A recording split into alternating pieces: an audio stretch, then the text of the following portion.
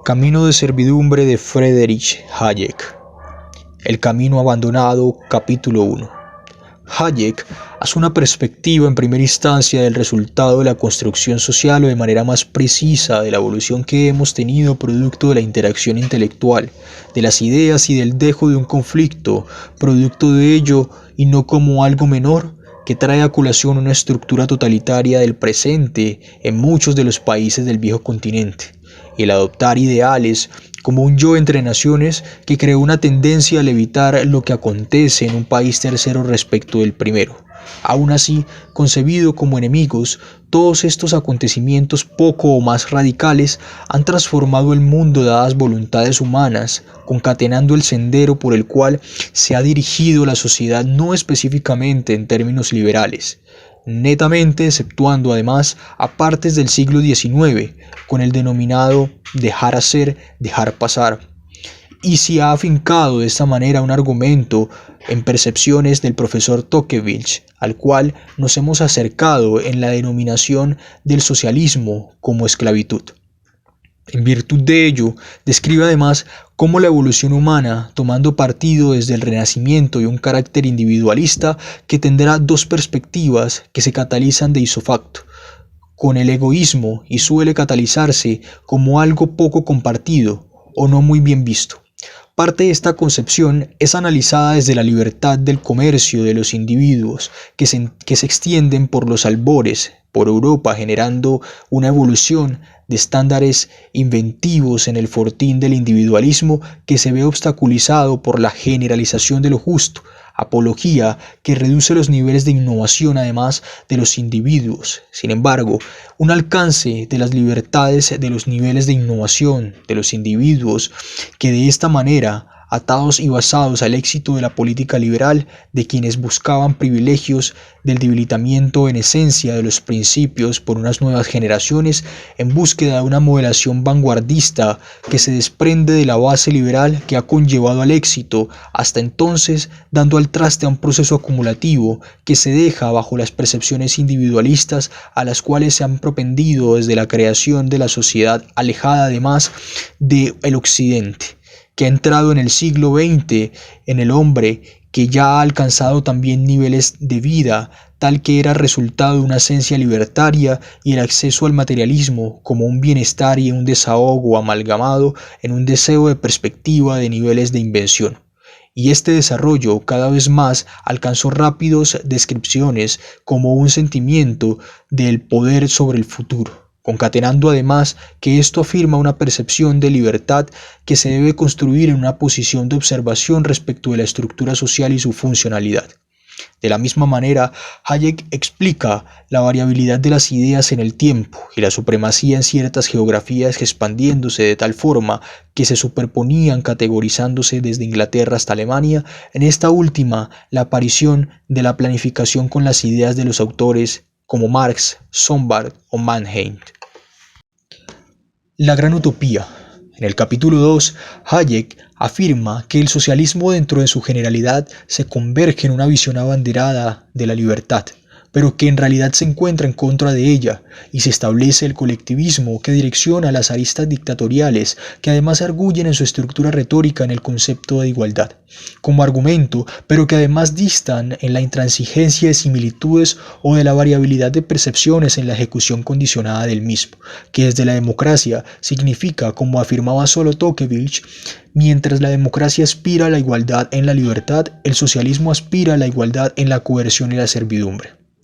Esto, dada la concepción de libertad concebida en el socialismo democrático, que se combina con rareza en el respecto de los académicos que afirman en el sentido natural el significado de dicha palabra. El socialismo afirma objeciones condicionadas del concepto como resultado del poder coercitivo y la supresión con la promesa de alcanzar altos niveles de riqueza material, concibiendo esa idea como un reflujo cercano a la esclavitud. En la adición a ello, el relato de Astand respecto de la concepción de regímenes de cohorte comunista, calificándolos de peores, comparándolo con el fascismo y el comunismo con el estalinismo, que desde el historicismo tiene mucho peso este comparativo de forma categórica, anclado a cualidades más como cruel, bárbaro, injusto, inmoral, antidemocrático, traslapado en el seudónimo de la superfascista, con lo cual puede parecer un trade-off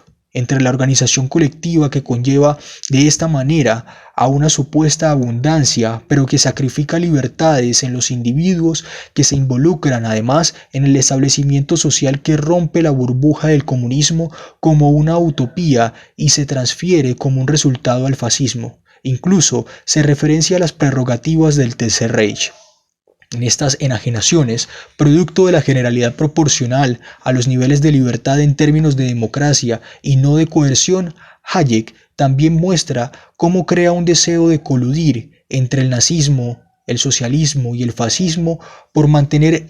en la cima la completitud de la supremacía con rivalidades tergiversadas, pues veían equivocaciones tal vez en el potencial de la militancia de sus ideas, lo que muestra que hay un poco de cada una engendrada en ella. Ello se conoce muy bien por un relato del profesor Edward Eyhendt, uno de los dirigentes del socialismo religioso germano. Además afirma una premisa que puede parecer de perogrullo, como la del liberalismo. Tiene pues el mérito de ser la doctrina más odiada por Hitler. En sumo, las concepciones de una frase conformada por las palabras del socialismo democrático que resulta de una generación en una concepción utópica y que Hayek afirma que el desempeño de alcanzarlo dará un efecto sumamente distinto. El individualismo y el colectivismo ponen sobre la mesa la percepción de medios y fines, en la cual el socialismo es el objeto de estudio, teniendo en cuenta como principio de la justicia social, la seguridad y la igualdad, pues parece haber una disyuntiva para algunos individuos que propugnan las ideas socialistas, que concuerdan en los medios, pero vislumbran una negativa ante los fines que establecen en la planificación, obliterando la propiedad privada sobre los medios de producción, eliminando el rol económico y social del empresario, la cual afectará en términos económicos las asignaciones, mientras otros se sumergen en ambas perspectivas y en la asimetría de la certeza de si funciona de forma simultánea con un componente adicional que relaciona la planificación de la asignación de la redistribución de las rentas, con un argumento de valor muy importante que se adiciona en el sentido de los beneficios y usos de dichas redistribuciones basados en lo justo, y califica de indiferente el método de redireccionar las rentas a un grupo específico o hacerlo en función de una intención igualitaria. Hayek también se encarga de objetar el rol que juegan los economistas como partícipes de las planificaciones de la sociedad y la función por medio de las cuales cumplen las finalidades de redistribuir asignaciones de recursos distintos a los grupos en la sociedad de un país específico. Sin embargo, hace énfasis en que lo fundamental desde una disyuntiva de la planificación es la radicación de cuál es la mejor forma de hacerlo. En primera instancia, el hacedor de la política económica debe limitarse a crear las condiciones necesarias para que los individuos puedan interactuar y decidir de forma deliberada sus planes, o por otra parte haya una centralización de la misma en una percepción que sea aceptada por los socialistas. Por consiguiente, la planificación no es el único medio y tampoco el más comparado, por tanto los liberales se mantienen en desacuerdo. De esta manera, el argumento afirma que donde hay una competencia efectiva proporcionará las mejores condiciones para conducir los esfuerzos individuales, y tan siquiera una estructura jurídica del presente y del pasado pueden estar exentas a graves defectos, en concordancia pues con una estructura legal cuidadosamente pensada, argumentándolo en el sentido de que la competencia se establezca en un propósito de actuar bajo condiciones de ventaja. A lo anterior se opone el liberalismo, pues ello es suplantar la competencia por métodos inferiores para coordinar los esfuerzos individuales, con lo cual la competencia debe proporcionar una ausencia de poder coercitivo o arbitrario de la autoridad en curso. Hayek hace énfasis en la libre competencia de los agentes en el mercado y la contratación, que el rol de la ley sea el garante de la libre producción, venta y compra, que no se restrinjan el acceso a ello por medio de poderes abiertos o disfrazados. Tampoco el comportamiento del mecanismo de precios en la libre competencia o las externalidades que puedan surgir de la actividad económica no justifica la intervención planificadora del Estado, allí donde no hay eficacia, y concluye con lo que la combinación de la competencia y la planificación ha de ser un no del resultado esperado, porque las pequeñas escalas no dan una significancia a lo que en realidad el comportamiento del mercado ha de aportar. Allí donde la inevitabilidad de la planificación es la premisa de la tecnología como disrupción de los mercados, eliminando la competencia y dando al traste con resultados monopólicos o planificadores, desde la teoría marxista, el argumento de dicha imposibilidad de competencia es donde se dan los puntos de inicio que ha podido ser demostrado en una medida muy negativa de estos niveles de eficiencia pueden ser alcanzados antes de que la oferta sea controlada de forma central, y de esta manera las miras a experimentos científicos en la regulación de precios del rezago de perspectivas de teóricos alemanes, tomando como punto de partida este país, ha sido un modelo de crecimiento económico en concordancia con los niveles de tecnología que arguyen a ello, pero que permite construir el antónimo de ver también el espectro del proteccionismo y la planificación que repercute en la verdadera mella de los monopolios favorecidos. Además, estos planificadores en el poder han perturbado la competencia y no han permitido el comportamiento de las economías a escala, donde el control explícito no intervenga al sistema de precios y permita que el mercado confluya en las asignaciones, que de forma contraria tendrá una descentralización que generarse en condiciones de centralización para propender a ello, pero sin lograrlo. Siendo de esta manera el rol del empresario en el sistema de precios que bien vigila dicho comportamiento de cerca, donde las asignaciones forjadas por el comportamiento de la oferta y la demanda enmarcan las acciones individuales de los agentes, registrando y recogiendo y difundiendo a la vez con rapidez dichos efectos individuales, prevaleciendo dichas premisas solo en condiciones de competencia. Hayek también dedica con ahínco una descripción de la concepción planificadora de forma diversificada desde el individualismo, que sustenta el deseo dentro de la planificación y la concepción que traslapa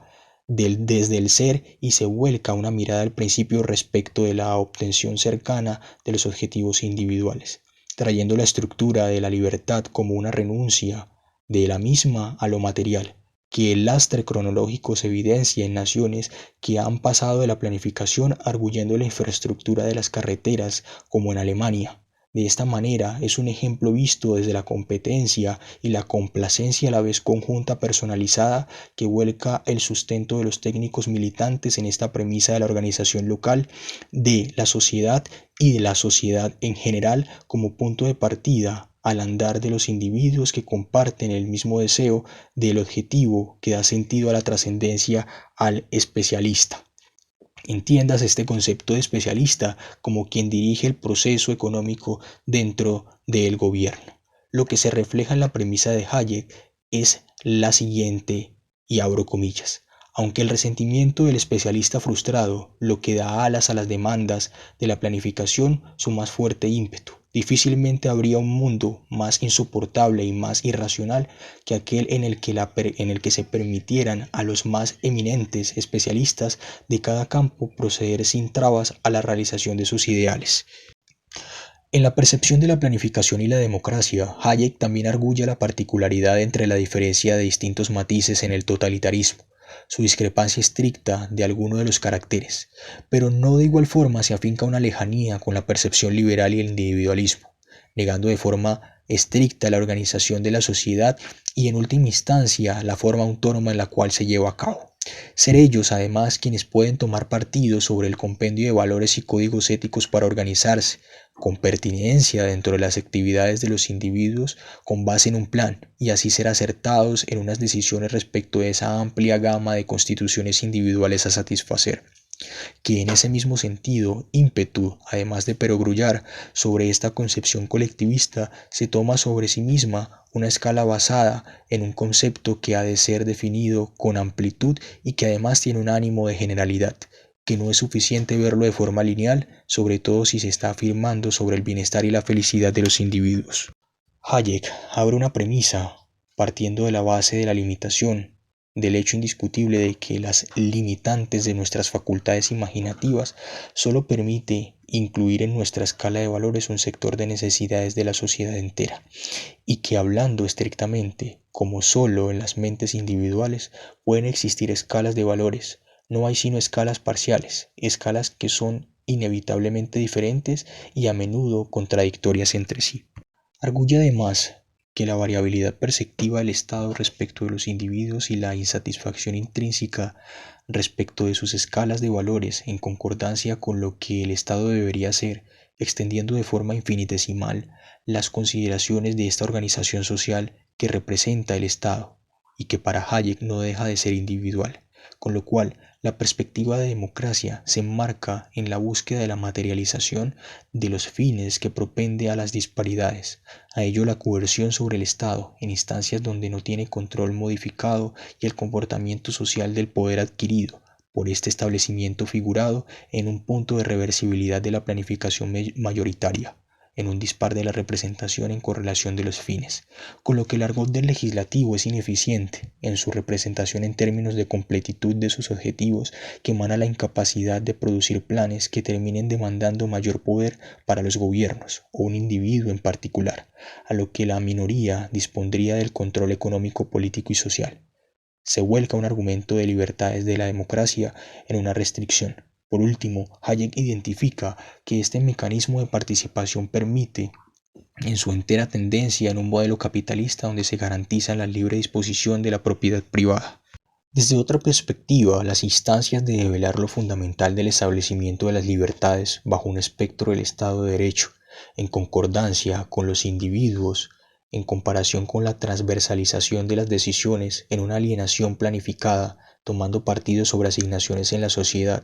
incluida la variable económica, en que se genera un envolvente sobre la conducta social y las decisiones de los individuos, favoreciendo grupos de individuos dada una intervención deliberada de las asignaciones de cohorte económica, y que por ende el carácter social del mercado no puede forjar producto de las libertades individuales, referenciando el concepto de Estado de Derecho con una dualidad,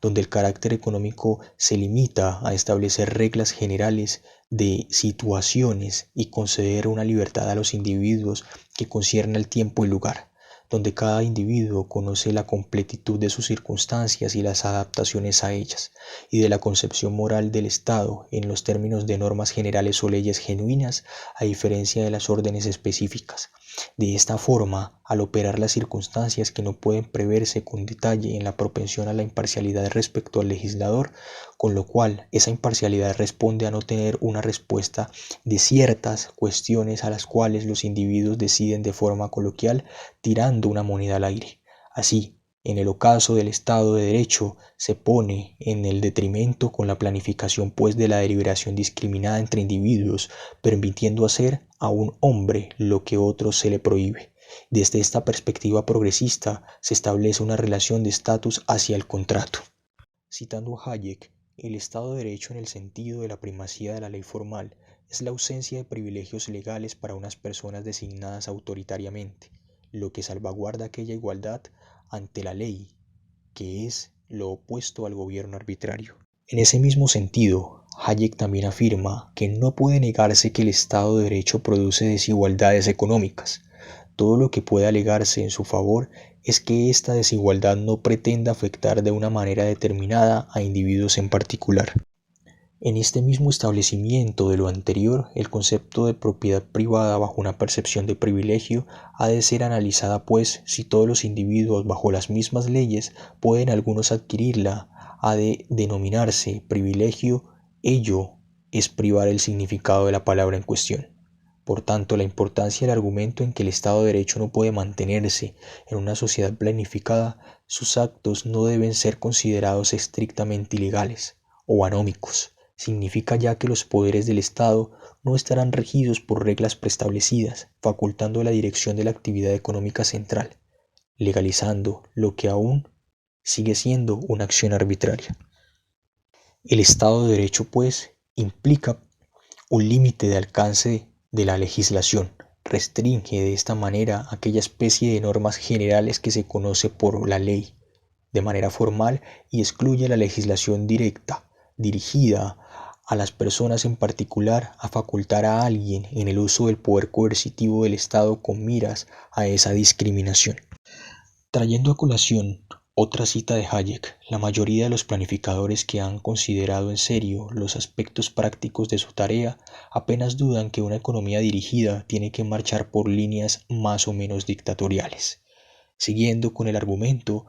cerrando la cita de Hayek, se analiza que realmente el argumento respecto de la separación de la constitución social basada en la importancia económica y su incidencia en la correlación de la consecución de fines de los individuos bajo un espectro social que se sustenta en un supuesto en la importancia de la economía y el desarrollo de los individuos en la sociedad. Se establece, por tanto, que la planificación crea una tendencia a revelar las necesidades y a resolver los problemas económicos, dirigiendo de esta manera la naturalidad libertaria de los individuos en común de su andar, de sus vidas, también arguyendo a las relaciones económicas interpersonales, el empleo, hasta las instituciones como la familia. Por tanto, esa percepción totalitaria se le es conferida a una facultad de poder, de tal manera que los medios de producción son controlados. Así, comparado con un mecanismo de precios, las asignaciones de los mercados son encaminadas a una percepción básica del costo de oportunidad de renunciar o sacrificar a terceros, de consumir unidades X de un bien X, a un precio X que estará establecida de forma sencilla por la voluntad de nadie.